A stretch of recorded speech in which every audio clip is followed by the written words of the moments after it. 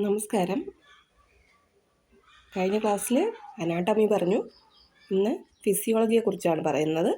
ആദ്യത്തെ question: normal carbon dioxide tension partial pressure of carbon dioxide found in arterial blood. Arterial ബ്ലഡിൽ കാണപ്പെടുന്ന carbon ഡയോക്സൈഡിൻ്റെ അളവ് എത്രയെന്നാണ്. 35 to 45 mm Hg ആണ്. 35 മുതൽ 45 mm Hg പ്രഷറാണ് ഇവിടെ നോർമൽ കാർബൺ ഡയോക്സൈഡ് ടെൻഷൻ എന്ന് പറയുന്നത്. എന്ത്? ആർട്ടീരിയൽ ബ്ലഡ് ഗ്യാസിൽ. അടുത്ത normal oxygen tension found in arterial blood.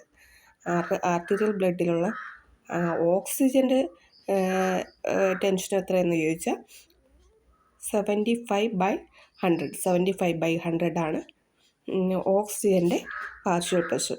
അടുത്ത് 70% of the total body water is contained in organs.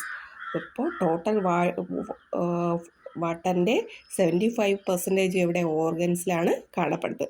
അടുത്ത് urea nitrogen is the by product of. എന്തിൻ്റെ by പ്രോഡക്റ്റാണ് യൂറിയ നൈട്രജൻ എന്ന് പറയുന്നത്? അപ്പോൾ പ്രോട്ടീൻ മെറ്റബോളിസത്തിന് ശേഷം ബാക്കി വരുന്ന വേസ്റ്റ് പ്രോഡക്റ്റാണ് എന്തോന്ന് പറയുന്നത്? Urea nitrogen.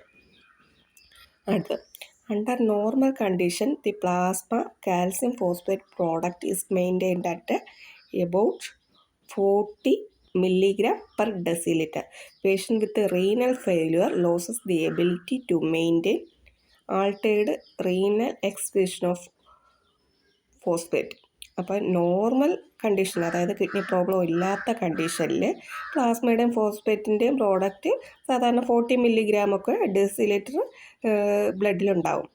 എന്നാൽ ദി പേഷ്യൻ്റ് റീനൽ ഫെയിലുവർ വരുമ്പോഴത്തേക്കും loses ability to maintain a normal product. 40 mg ബ്ലഡിൽ മെയിൻറ്റെയിൻ ചെയ്യാൻ പറ്റില്ല. കാരണം എന്താണ്? Altered renal excretion of phosphate. അപ്പോൾ ചേഞ്ച് ആയിക്കൊണ്ടിരിക്കുന്നത് ഫോസ്ഫേറ്റിൻ്റെ റീനൽ എക്സ്ക്രീഷൻ മാറിക്കൊണ്ടിരിക്കുന്ന കാരണം എന്ത് ചെയ്യാൻ പറ്റില്ല, നമുക്കത് കാൽക്കുലേറ്റ് ചെയ്യാൻ പറ്റില്ല. അടുത്ത് changes related to uraemia develop from. അപ്പോൾ യുറീമിയ എന്തുകൊണ്ടാണ് വരുന്നത്? The kidneys inability to maintain internal environment. അപ്പോൾ കിഡ്നിയുടെ inability to maintain internal environment, കിഡ്നിക്ക് പ്രോബ്ലം വരുമ്പോഴാണ് അങ്ങനെ വരുന്നത്. അപ്പോൾ inability to maintain the internal environment of an organs എന്ന് പറയുന്നത് ഹീമോസ്റ്റാസിസ് ആണ് അതിന് പറയുന്നത്. ഹീമോസ്റ്റാസിസ് അല്ല, ഹോമിയോസ്റ്റാസിസ് എന്നാണ് പറയുന്നത്. അടുത്ത decrease the glomerular filtration rate of kidney may due to all of the following. എന്തുകൊണ്ടാണ് ഗ്ലോമറുലാർ എന്ന് പറഞ്ഞാൽ ബൊമൻസിൽ കാണപ്പെടുന്ന രക്തക്കുഴലുകളുടെ ഒരു കളക്ഷനാണ് ഗ്ലോമറുലാർ എന്ന് പറയുന്നത്. അപ്പോൾ ഗ്ലോമറുലാർ ഫിൽട്രേഷൻ റേറ്റ് ഡിക്രീസ് ചെയ്യുന്നു.